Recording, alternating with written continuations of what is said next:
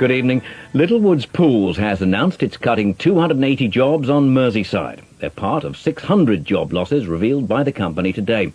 Littlewoods has been facing tough competition since the introduction of the National Lottery. The company says it has to introduce new technology to keep pace with the market.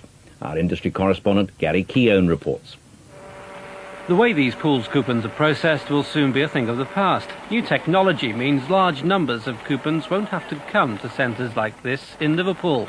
Instead, they'll be fed into computers up and down the country and checked electronically. 280 redundancies will be made as a result.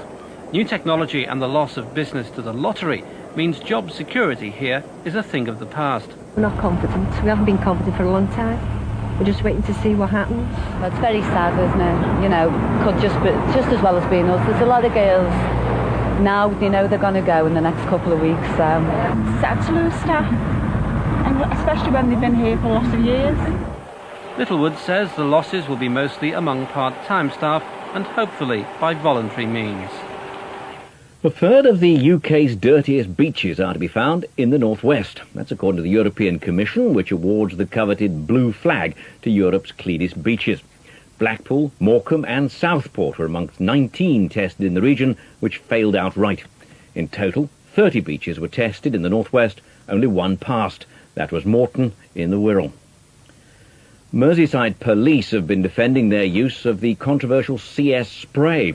The civil liberties group, Liberty, claims it's one of two police forces which have ignored guidelines for the use of the spray. Liberty is now calling for it to be banned altogether. Merseyside are one of 16 forces involved in testing CS sprays. Liberty claims official rules have been ignored on 2 occasions by forces attending incidents.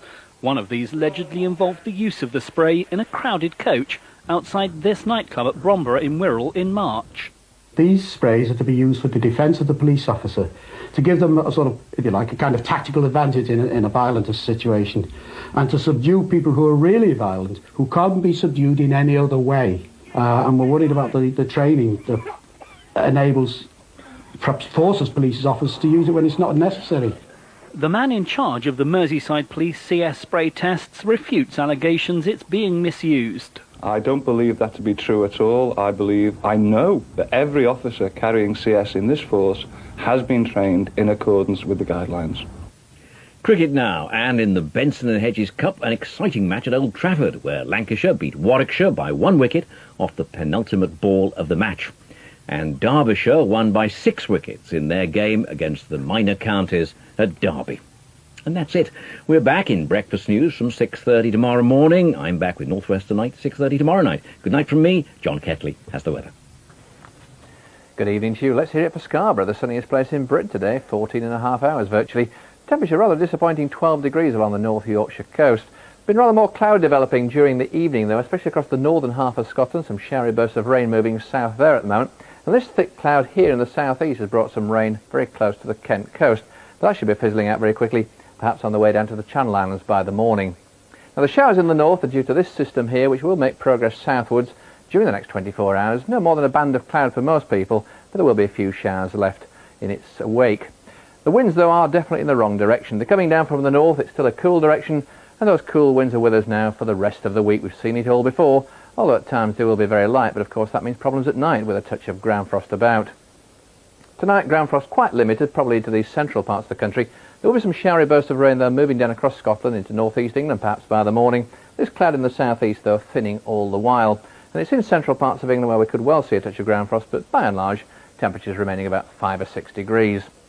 Wednesday starting off pretty cloudy in some areas, particularly across the borders, perhaps across the Northern Ireland. Plenty of cloud across central or eastern parts of England too. But there'll be some sunshine as well, and that sunshine will become a little bit more widespread come the afternoon. But then 1 or 2 showers breaking through. Even in the west there could be 1 or 2 showers, but I think to all intents and purposes for many people it will be a dry day. These showers are just something to watch out for, but they'll be very short-lived in the fresh breeze. Temperatures then held down at 10 to 12 degrees across the Yorkshire coast once again, the North Sea coast generally actually. The high is probably down across the west country, 16, possibly 17, though that may be just pushing it a little bit. The ridge of high pressure then across the whole country during Thursday and Friday. It does mean to say that for southern parts of Britain, showers will be fairly few and far between, but watch out for ground frost at night. Some heavier showers though across the northern half of the country, and it's still cold enough for some of those showers in the mountains of Scotland especially to fall as sleet and snow. Well, that's it from me. Bye-bye for now.